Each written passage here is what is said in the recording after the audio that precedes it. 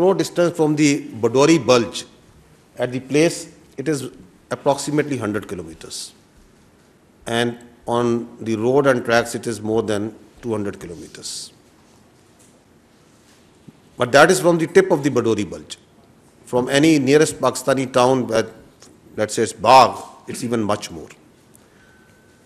So, what we are trying to do here is to walk you through facts of this incident rather than the allegations that are being made. So, if the allegation is that it's the Pakistan-based so-called terrorists did this incident, then you need to be cognizant of where it lies, how far deep it is inside the illegally occupied Jammu and Kashmir. If you see the terrain on this map slide, you will see that it's quite hilly. It's not the sort of terrain which is very friendly, and not a sort of terrain where the all-weather fair roads exist. It's mostly on 4x4 and the horseback that the travel is being done over there. If you go to the next slide, so there's a track, then comes the road. So approximately, if you see, it takes about, we can estimate that about 30 minutes for someone to move from the incident site to the police station. So if the incident, as per the FIR, was from 1350 and it is 1420 hours. So how it was humanly possible that within 10 minutes, the police was there, evaluated the situation, went back and registered the FIR. And if we see this FIR closely, there are 3 points. The time factor, the time aspect has been, I think, repeatedly, clearly enunciated. There are 2 more things that I would like to draw your attention.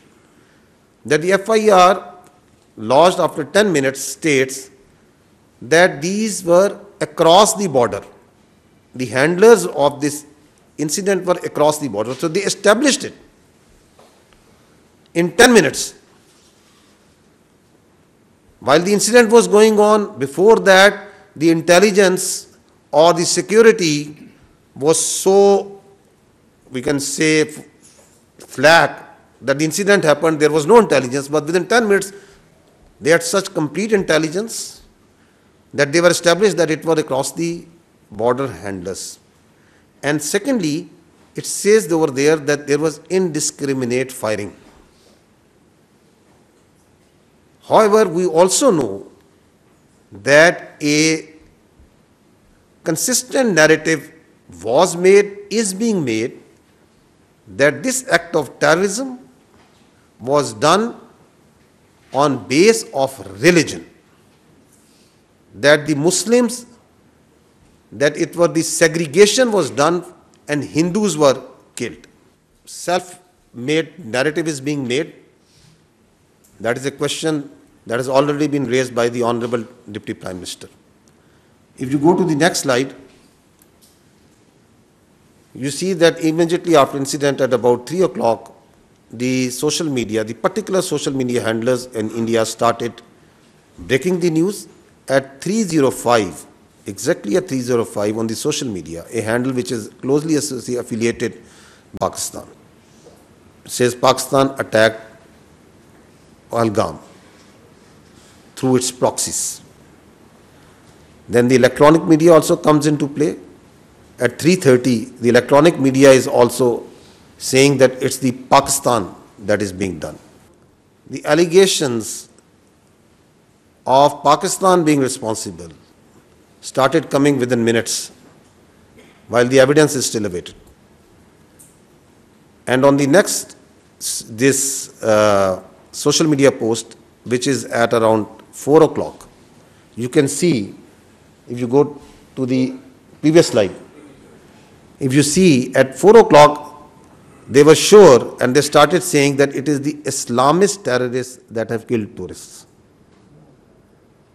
So the narrative of the Islamist terrorists while we are absolutely clear that terrorism has no religion.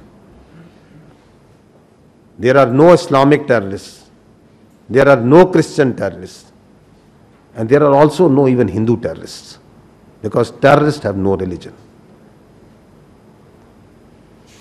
If you go to the next slide, I'll draw your attention towards that these social media accounts that started propagating that it's Pakistan, it's Islamic terrorism, they have been in play in this business of terrorism much before. Here you can see that Miawali 4th November, once the attack occurred. So you see at one day before, the same social media accounts that are active in Pahalgam, the Indian social media accounts affiliated with their agency, one day before, that social media account is saying, tomorrow is a big day, so going to bed early. You can see that. And next day, it says, it quote tweets and says, good morning Miawali. And there we see the Miawali terror incident being done by the Fitna al-Khawarij. So this is a collusion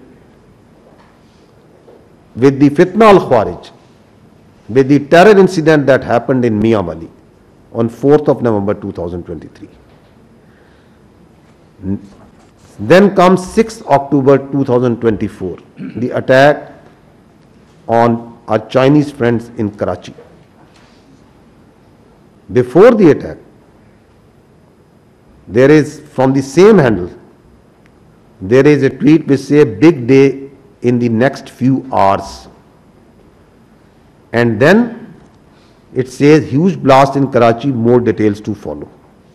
And then the targeted ID explosion in Karachi near airport, car carrying engineer, foreigner, perhaps Chinese. So there you see the collusion for the world to see that how the choreography is being done of predicting that we are going to hit, where, when the attack happens, and then its glorification on social media. And if you follow the media, then the electronic media automatically comes within minutes into play. And same thing you are seeing in Pahalgam. Why I'm making this point? Because if you do this forensic, this common sense forensic, you see that what happened also in Pahalgam. Moving forward, very recently, the Jafar Express, same account. Keep your eyes on Pakistan today and tomorrow. And then comes big Jafar Express train carrying Pakistani forces personnel from Quetta to Peshawar attack. The same accounts that are active carrying the narrative of the Islamist terrorists, Pakistan being responsible on play over here. But let's see, if we want to understand what happened at Pahalgam, that what are the people there in India and Kashmir saying.